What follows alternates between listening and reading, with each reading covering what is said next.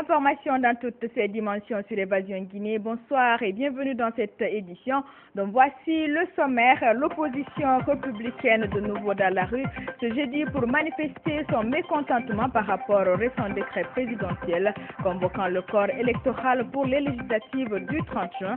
Une manifestation qui a été par endroits émaillée d'incidents, boutiques et magasins sont restés et la tension demeure perspective. Les échos, c'est dans cette édition.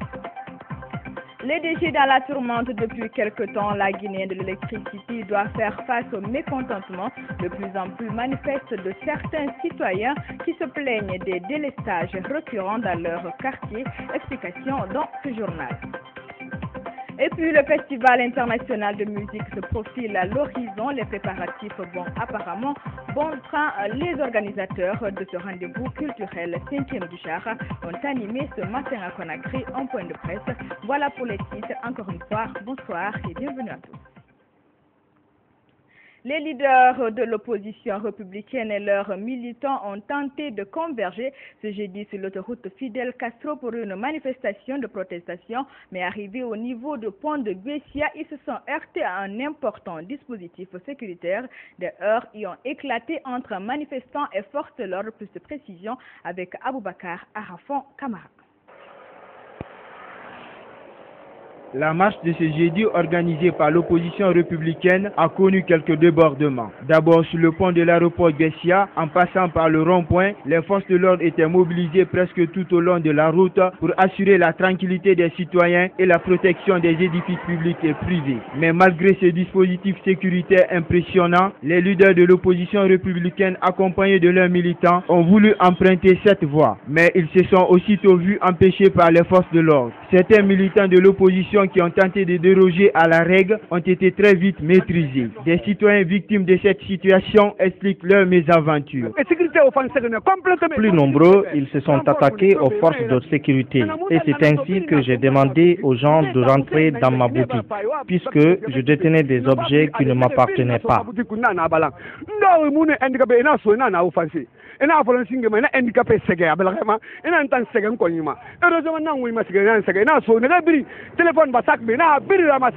L'autre qui est venu maintenant, il m'a tapé encore avec le bois.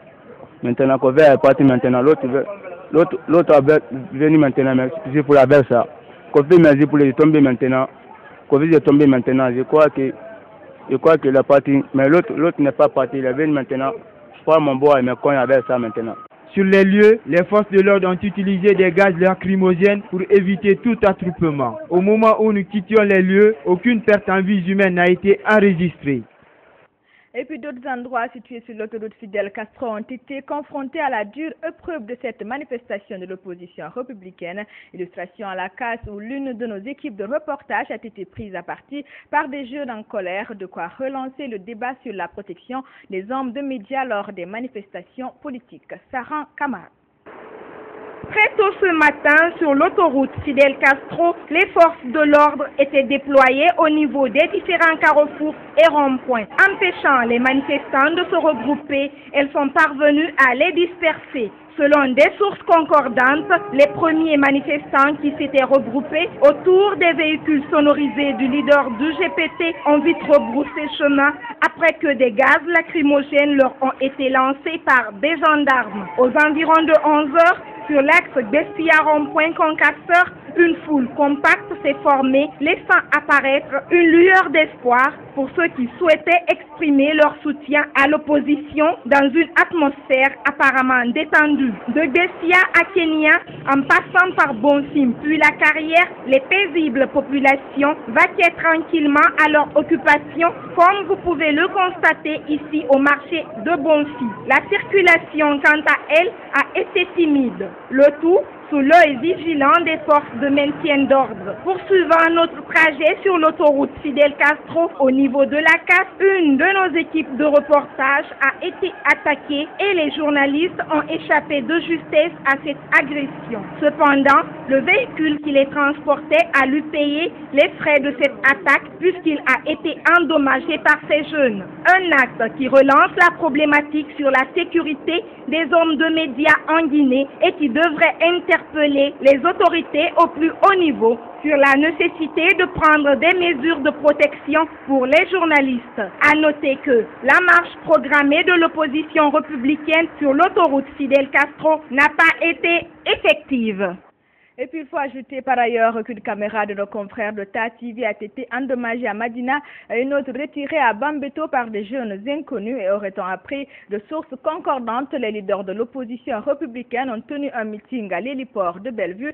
Nous n'avons pas pu nous y rendre pour des raisons de sécurité. Scénario quasi identique sur l'axe Amdallah et Bambeto-Kouza où magasins et boutiques sont restés fermés toute la journée. La tension était perspective par endroits, une situation qui pour certains risque d'avoir des conséquences autres que politiques. Et la Joumar Bari y a fait un tour reportage. Comme annoncé, l'opposition guinéenne était à nouveau dans les rues. Nous sommes sur l'axe Amdalaï-Bambeto-Koza, Anko 5, où l'atmosphère était morose et les activités au ralenti. Partout sur la route Le Prince, les boutiques, magasins, kiosques sont fermés et les propriétaires assis en grand nombre devant leur place, par peur de voir leurs biens vandalisés comme ce fut le cas des manifestations précédentes. Pire, sur ce tronçon, les stations n'ont pas fonctionné et même les forces de l'ordre n'ont pas été déployées par mesure de sécurité. Pas de débordement ni d'incident. Toutefois, cet étudiant exprime son inquiétude quant aux conséquences de cette marche sur le calendrier universitaire. Nous sommes totalement envahis, comme on dirait, par les gens ici dans le quartier Koza où on ne trouve pas de voiture pour nous rendre chez nous. Les cours ont été perturbés parce qu'on a fait seulement notre cours en accounting. Et les autres professeurs n'étaient pas présents. Et cela a dû être une perturbation pour nous parce que les notions et les compréhensions que nous devons acquérir de ces professeurs, donc nous n'avons pas atteint à nos objectifs pour aujourd'hui. Donc cela a eu perturbation. Par la même occasion, il demande aux dirigeants de faire preuve de plus de responsabilité dans l'intérêt supérieur de la nation. Le seul message que je pourrais prodiguer, c'est juste de pouvoir nous aider. Nous, les Guinéens, nous avons du mal à vivre dans notre pays. Et la raison ici, on ne se comprend pas. Et lorsqu'il y a quelque chose comme un problème qui est établi, tout le monde doit avoir une bonne idée de pouvoir résoudre ces problèmes. Mais vis-à-vis de nous-mêmes, nous ne aimons pas. Nous devons être sages et nous devons se comprendre mieux pour pouvoir résoudre nos problèmes. Toujours est-il que renouer les fils du dialogue s'impose comme une nécessité pour sortir de ces crises politiques à répétition qui n'ont que trop duré. Qu'en est-il des marchés en ce jour de manifestation à Madina par exemple? Magasins et boutiques ont fait porte close, considérés comme le poumon économique du pays. Les activités de ce grand centre d'affaires ont été paralysées. L'atmosphère y était morose. Le constat avec Diao Bachir.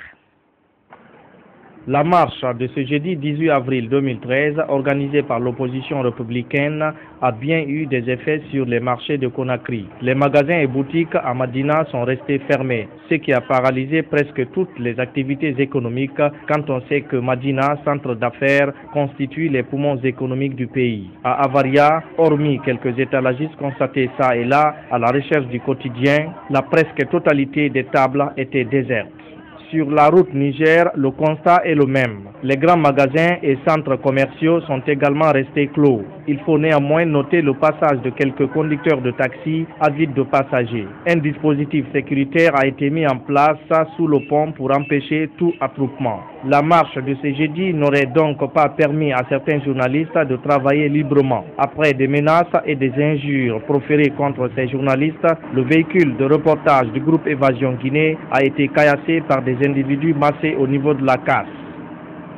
Et sur le plan sécuritaire, les dispositions ont été prises par les forces de l'ordre pour éviter des débordements. Des gendarmes et policiers étaient postés au niveau des grands carrefours et autres points stratégiques de la capitale. Partout à Conakry, les activités ont tourné au ralenti. Le point avec Fanta Conté.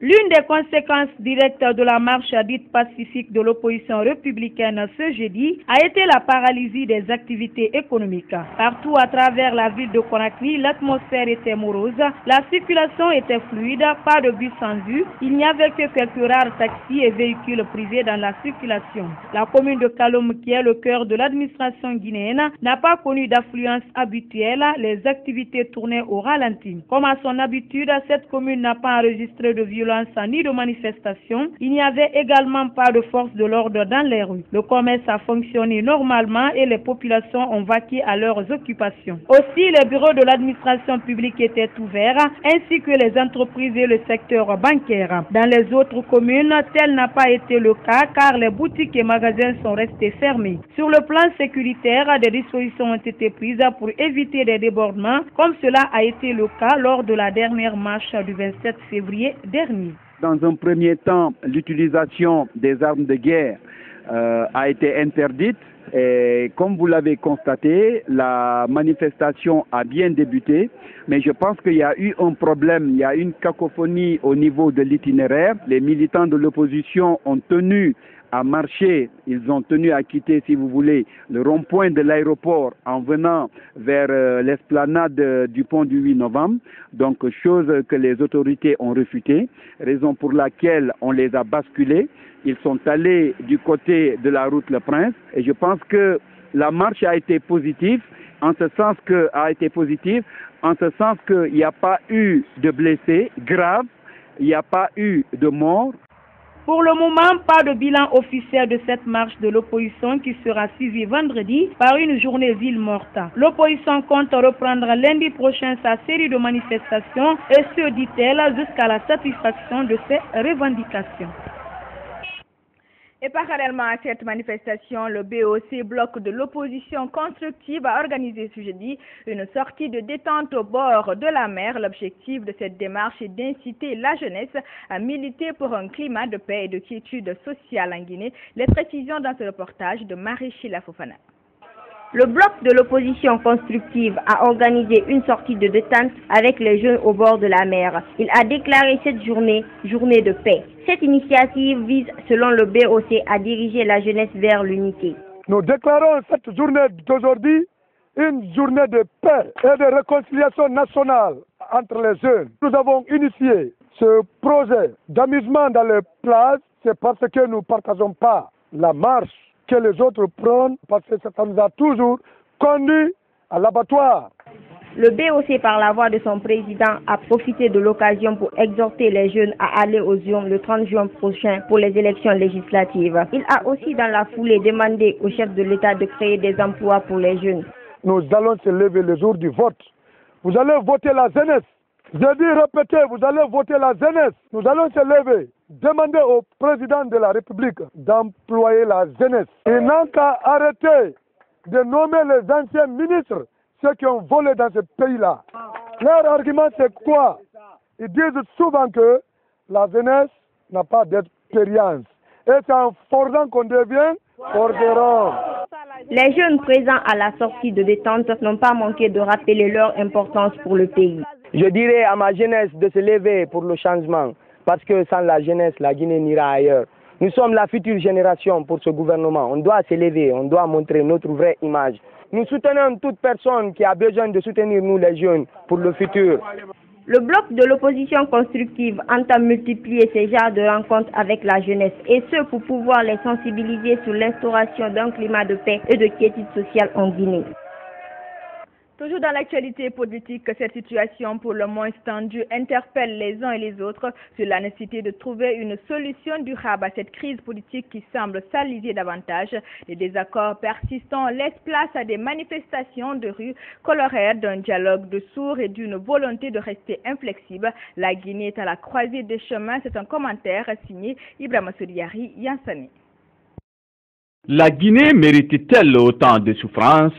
Après un peu plus de 54 ans d'indépendance, le pays peine toujours à retrouver le chemin du développement. Les populations croupissent dans la pauvreté alors que la nature a doté cette nation de toutes les potentialités. Des potentialités victimes d'exploitation égoïste des systèmes de gouvernance politique, économique et sociale. Conséquence, le retard accru dans tous les secteurs, notamment l'éducation, la santé, les infrastructures futur. Voilà le défi auquel les Guinéens doivent faire face pour rattraper le passé, combler les vides. Malheureusement, le combat est aujourd'hui tout autre ou encore mal orienté les uns contre les autres. Les idées sont plus que jamais divisées et la situation s'enlise au jour le jour entre pouvoir et opposition dans le cadre de l'organisation des élections législatives. Des législatives qui doivent permettre à la Guinée d'être sur la voie de la croissance à travers des investissements étrangers. Hélas, chacun tire les ficelles de son côté en oubliant le peuple qui est en train de payer les frais. Le dialogue politique n'est plus une priorité. La rue a repris le débat avec tous les risques de pillage de biens publics et privés, d'affrontements entre citoyens, mais aussi et surtout de morts d'hommes. Alors qu'un Guinéen tué est un mort de trop. Les acteurs politiques ne se soucient que de leurs intérêts égoïstes et inavoués. Donc, à chaque Guinéen de tirer les leçons et d'aller du bon côté. Un commentaire signé Ibrahima Soriari, enseigné autre facette de l'actualité politique. Les femmes du RPG Arc-en-Ciel des sections de Conakry ont apporté mercredi leur caution au nouveau président de la délégation spéciale de la commune de Dixine. Elles ont pour la circonstance rendu visite à Bemba Bangoura qui s'est quant à lui engagé à promouvoir les idéaux prônés par le chef de l'État Aminata Djountou Diallo. Les femmes présidentes des différentes sections et sous-sections du RPG Arc-en-Ciel de la capitale sont venues magnifier leur soutien à l'actuel maire de Dixine pour son attachement aux idéaux du professeur Alpha Condé, président de la République. Selon ces femmes, l'arrivée de Mbemba Bangoura à la tête de la délégation spéciale de Dixine a eu des impacts positifs. Mbemba kebu mun fari pepma mun fari alfa koneka nyerenana parce que muna to na alfa fama an alfa fama riyoma mutana na kanya kambirane dixin bara lu alo iba liye sa lenje ko an rama kayire biri to na to de ne kaki dixin bara kara ala no professeur ha har li fay sababura ala no mbemba ka fema lain sababura parce que binta kolo wonna ki ke ya na kayki wo mula jere mula wonta jilere po nga katane wonga ombala ka so mbori wonga alfa konde ka projet ranyere. Une visite importante, estime le maire, car selon lui, elle s'inscrit dans l'une de ses priorités avec sa politique d'unir tous les citoyens de Dixine en général et ceux du RPG Arc-en-Ciel en particulier. Objectif, instaurer l'entente, la cohésion entre les militants autour des idéaux du président de la République afin de réaliser leur rêve, celui de voter massivement aux prochaines législatives. Je me sens grandi à tel point que je suis ému. Parce que quand l'honneur est grand, il faut avoir peur de le perdre. Quand la confiance est importante, quand elle est imposante, il faut la maîtriser, il faut la consolider. Et c'est ce souci que j'ai. Mon souci, c'est de remplir pleinement et entièrement la mission que le professeur Alpha Condé m'a confiée. Les paramètres capitaux de cette mission, c'est l'unité à Dixine, l'entente, la main dans la main, respecter la différence, que les populations vivent en paix et dans la quiétude, tout en respectant les libertés individuelles et publiques. Le maire s'est aussi apaisanti sur l'assainissement de sa commune avec les chefs des différents quartiers qui composent Dixine. Nous avons dit que désormais, les ménages ne doivent plus jeter les ordures dans les rues. Chacun n'a qu'à mettre les ordures dans un sac. Les PME agréés, les ciels agréés viendront prendre. Vous payez. Celui qui ramasse ses ordures pourra aller les mettre dans le camion poubelle. On a réparti les jours de la semaine du lundi au dimanche entre les quartiers. C'est un jour par quartier ou par groupe de quartier selon l'importance des ordures. Dans l'actualité également, le manque de courant électrique est devenu actuellement un véritable problème à Conakry, une situation qui a occasionné des violences dans plusieurs quartiers de la capitale. Selon des responsables de l'EDG, ces délestages sont dus à des problèmes d'ordre technique. Explication, Fanta Conté. Depuis quelque temps, des échauffourées sont enregistrées dans plusieurs quartiers de Conakry. Des manifestants en colère barricadent les routes et brûlent des pneus. Et pour cause, ces jeunes réclament le courant électrique, devenu actuellement une denrée rare. Certains quartiers de la haute banlieue ont fait des semaines sans avoir le courant et d'autres, comme à Kaloum, n'ont pas le courant pendant la journée et sont confrontés la nuit à des coupures intempestives. Selon les techniciens de l'électricité de Guinée, ces délestages sont dus à des problèmes d'ordre technique sur le réseau de distribution. On a d'abord une ligne 110 kV qui quitte Kindia pour Conakry, qui est tombée. C'est cette ligne qui doit transporter toute la production des centrales de Grand Chite. On a une autre ligne 60 kV aussi, qui est tombée, de Grand Chite aussi ici, et une autre ligne qui est tombée de Kindia vers Mamou, d'une part, et d'autre part, on a eu des artères qui sont tombées en défaut ici. À cela s'ajoutent des pannes techniques au niveau de la centrale thermique de Tombo. Sur 8 groupes prévus, 4 seulement sont fonctionnels. Effectivement, on a d'énormes difficultés par rapport à nos groupes qui sont là. Comme vous l'avez si bien vu derrière moi, actuellement nous sommes en train de travailler sur un groupe qui a un problème au niveau de ses chemises, parce qu'il y a l'eau qui s'infiltre. Et ça crée des mauvaises conditions, donc le groupe n'a pas de puissance. Donc en plus de ça, on a des petits problèmes d'éléments, de filtres. Donc nous empêchent de faire tourner les groupes à 24 heures sur 24 pendant une semaine. Les techniciens de l'EDG sont à pied d'œuvre pour changer les câbles et transformateurs endommagés. Des travaux qui nécessitent de gros moyens à cause de la rareté des pièces de rechange et aucune idée sur le temps que cela prendra. En attendant, les populations espèrent que le nouveau directeur général de l'EDG, qui remplace désormais l'ancien coordinateur Abdoulaye Keita limogé mercredi, prendra des dispositions idoines pour remédier à cette situation qui n'a que trop duré. Prenons maintenant la direction de la Moyenne-Guinée où la ministre déléguée des Guinéens de l'étranger vient de boucler une tournée. Première étape de cette tournée de Rougui-Bari, la préfecture de Mamou, là-bas. Elle a proposé aux populations locales des projets pour le développement des zones rurales. Il a aussi été question de la réconciliation nationale. C'est un reportage d'Oumfali Guilavouti. Madame Rougui-Bari, ministre déléguée des Guinéens de l'étranger, intensifie des actions de développement socio-économique dans le Fouta Djallon. Une cinquantaine d'entreprises pour des groupements de femmes et associations de jeunesse avec une capacité de près de 10 000 emplois. C'est le projet gigantesque pour la Moyenne-Guinée que Rougui-Bari vient de concevoir. Ce projet permettra de construire des villages artisanaux avec 500 logements, des centaines de boutiques, des magasins de stockage, des hôpitaux, des usines semi-industrielles à Mamou. Ce n'est pas tout. Ce projet vise aussi à concrétiser la réconciliation nationale. Vous devez organiser dans la ville de Mamou un forum des investisseurs, sortir plusieurs méga-projets. C'est avec ces projets seulement que l'autorité de Mamou peut envoyer à Conakry et ce projet est validé pour que les institutions vous accompagnent. Quelle est la possibilité pour créer des emplois? Quelles sont les usines qui sont ici? Quelles sont les usines qu'on peut faire ici? Voilà le débat que vous devez ouvrir. Et si vous arrivez à discuter entre vous ainsi, là vous allez sortir un dossier bancable. C'est dans le but de réaliser cette action que la ministre des Guinéens de l'étranger, en compagnie d'une forte délégation, a rencontré à Mamou la notabilité, les autorités préfectorales et les populations à la base. Objectif, sensibiliser ces dernières sur les enjeux du développement rural et la préservation de la paix. Vous voyez tous nos bâtiments, le peu qu'on a est détruit par des grèves, par des révoltes. Au lieu de construire, nous détruisons. Si nous voyons aujourd'hui un projet comme celui-là, nous accueillons à bras ouverts. Ce qu'elle a comme vision est une vision de tout Guinée aujourd'hui, à savoir accéder à une prospérité. Non seulement il faut développer l'agriculture à Mamou, l'élevage. De la résidence du préfet, Rougui-Bari à la tête de la caravane de réconciliation nationale et du développement socio-économique de la Moyenne-Guinée a présidé 2 rencontres sportives. Au stade Michael Diakité comme à Pétel, Rougui-Bari a appelé les populations à s'impliquer davantage dans le processus de réconciliation nationale. On ne veut plus qu'un Guinéen tombe par terre. Et cela est valable pour les leaders et pour les gouvernants. Nous devons nous battre pour la réconciliation nationale. Nous devons nous battre pour construire notre pays.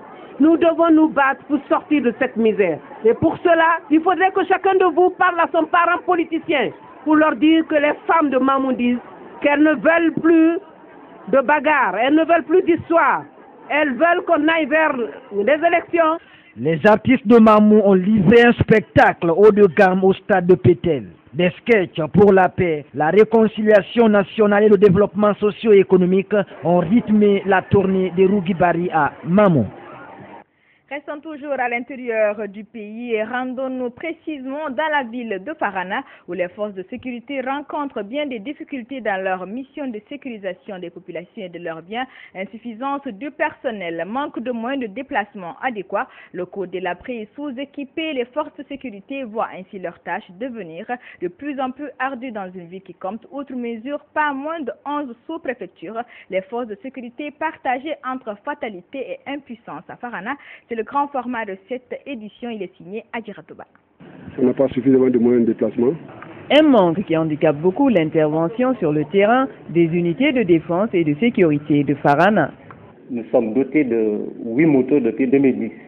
Donc c'est à travers ces motos-là que nous pourrons accomplir nos missions à travers les différentes sous-préfectures. Quand les besoins tombent, on déplace le seul camion qu'on a. Si on n'a pas ça, si c'est en ville ici, on déplace les véhicules pour aboutir à nos besoins. Et ce n'est pas tout. Farana est une zone très vaste qui compose 11 sous-préfectures et que chaque préfecture devrait en principe être gérée par un poste de gendarmerie. Mais par le manque de personnel, on ne peut pas gérer tout. Les moyens logistiques, ça nous manque. Regardez comment le bureau est délabré. Tout le matériel qu'on dispose ici, sauf nos tables, les registres, ainsi de suite. Il n'y a pas d'ordinaire, rien qui pourrait au moins nous permettre de former les enfants et nous-mêmes.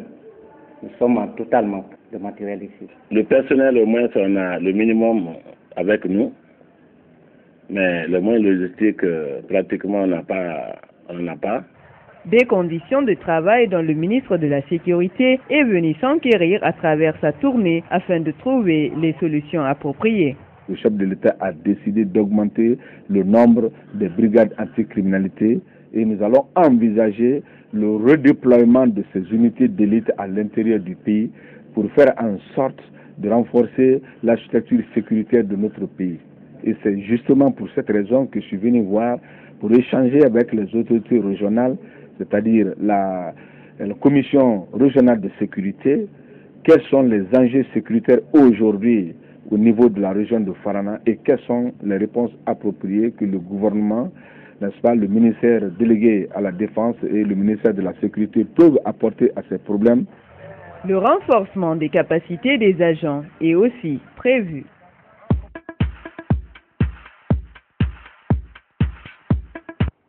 Ailleurs dans le monde, faut-il parler de dérapage de climat délétère en France? C'est au moment où le débat sur le mariage pour tout cristallise les passions qu'intervient cette agression ouvertement homophobe. À Lille, un bar gay a été attaqué, les serveurs et le patron ont été agressés. Explication. Il est 22h hier soir, 4 hommes pénètrent dans ce bar gay du centre-ville. Ils s'en prennent aux clients, essentiellement des homosexuels, puis agressent le personnel. Le gérant de l'établissement est frappé au visage, ainsi que 2 serveurs. Je me suis aperçu que c'était 4 individus, cheveux rasés, tatoués. Je suis allé les voir, je leur ai demandé ce qu'ils voulaient. Ils m'ont clairement dit toi ta gueule pédé, regarde-moi dans les yeux, c'est pas des couilles. Donc je les regarde dans les yeux et donc là 2 personnes m'ont frappé. Ils ont frappé également mon associé avec l'immobilier et mon serveur. Les 4 hommes prennent la fuite. Repérés peu de temps après, ils sont interpellés puis placés en garde à vue. Selon les autorités, ils appartiendraient à une mouvance d'extrême droite. Cette agression intervient alors que des manifestations d'opposants au mariage pour tous se multiplient. La porte-parole lilloise du mouvement se défend d'attiser la violence. Nous voulons manifester dans le calme et certainement pas dans des actes violents. Nous condamnons tout acte violent. Le gouvernement qui veut passer en force, peut-être qu'il provoque des violences, mais c'est pas la manif pour tous, ça c'est certain. Ces derniers jours, des débordements ont eu lieu en marge des manifestations. Hier à Lyon, des jeunes nationalistes s'en sont pris à une permanence du Parti socialiste.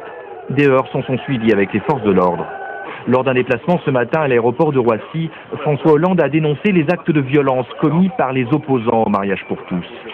Je ne peux pas accepter comme président de la République et les actes homophobes et les violences ou bien, dans le cadre des manifestations, les mises en cause des forces de l'ordre.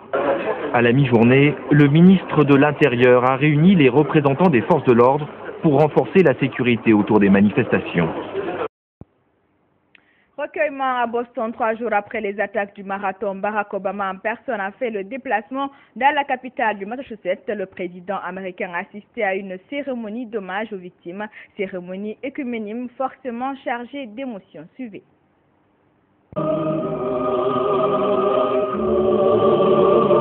Les chants s'élèvent dans la cathédrale Sainte-Croix de Boston. Barack Obama et son épouse Michelle ont pris place au premier rang pour rendre hommage aux victimes de l'attentat commis sur la ligne d'arrivée du marathon lundi dernier. Une cérémonie œcuménique pour les 3 morts et 180 blessés. Parmi ces blessés, plusieurs dizaines ont été amputés. Face au terrorisme, Barack Obama souhaite afficher l'unité nationale. Son ancien rival à la Maison-Blanche, Mitt Romney, a été convié pour se joindre à cet hommage.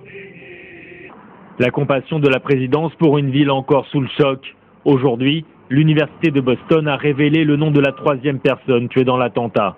Ling Zilu était une jeune étudiante chinoise en mathématiques. Ses chaussures ont été déposées à l'entrée du campus. Des fleurs également sont déposées chaque jour devant la zone de l'attentat, toujours bouclée pour des investigations. C'est malheureusement un jour ordinaire, un jour de tristesse, très triste. Les enquêteurs arpentent le quartier mètre par mètre à la recherche du moindre indice. Pour l'heure, l'examen des éléments recueillis n'a pas permis de faire progresser l'enquête. Selon la presse locale, la police cherche à identifier 2 hommes, mais aucun suspect n'a été arrêté. Le FBI ne dispose pas de motifs ni de revendications. Aucune hypothèse n'est privilégiée.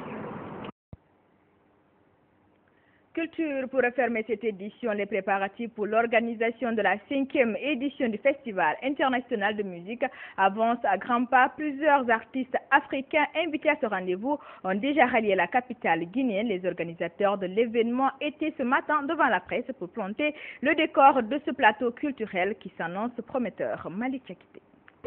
Réunit le monde musical africain sur un même plateau pour parler de paix en Guinée. Voilà ce que veut le groupe Benedirico à travers ce 5e festival international de musique. Venus de différents pays d'Afrique, ces artistes se disent prêts à accompagner la culture guinéenne. Je pense qu'autour de cette table, on ne peut même pas distinguer qui est guinéen, qui est sénégalais, qui est camerounais. Et vous savez, ça devait être l'emploi jeune, et finalement on fait tourner vers la paix. Nous, la diaspora, toutes ces histoires, qu'elles soient ethnocentristes ou autres, elles s'arrêtent aux frontières de la Guinée. Quand on est à l'étranger, on est tous des étrangers. Quand on est étranger, on est tous des Noirs et on ne calcule pas ce truc-là. Donc, moi, qui ai cette expérience étrangère, aujourd'hui en France, on ne sait pas qui est français. Et puis, on s'en fout d'ailleurs. Donc, moi, ici en Guinée, en tout cas, je ne veux même pas savoir qu'il y a des ethnies, parce que je m'en fous, je ne sais même pas qu'il y a des ethnies. Je suis guinéen, c'est la Guinée qu'on est là pour représenter, notre culture qu'on est là pour représenter, et plus largement la culture guinéenne en Afrique. Pour Dabring du Sénégal, ce genre d'initiative doit être soutenu par le gouvernement. Je pense que l'État devrait investir à fond. Parce que nous, au Sénégal, s'il y a des gros festivals, on va dire à l'État, ouvre grand les yeux. Si aujourd'hui tu es là, c'est parce que nous, on a voté pour toi. Et la musique, le rap, je dis en général, j'ai l'impression que les gouvernements africains ne calculent pas du tout le rap. Et ça fait qu'aujourd'hui, on n'a pas trop les moyens. 1 minute de silence a été accordée à la mémoire de celui qui porte aujourd'hui le nom de cet événement manifeste. Un Didier français qui a perdu la vie lors d'un accident de la circulation le 31 juin 2010 pendant qu'il était en séjour en Guinée pour la 2e édition de ce même festival. C'est ainsi que se referme cette édition d'information. Merci de l'avoir suivi. L'info, c'est aussi notre site web www.groupeevasionguinée.info. Excellente suite de programmes à notre compagnie.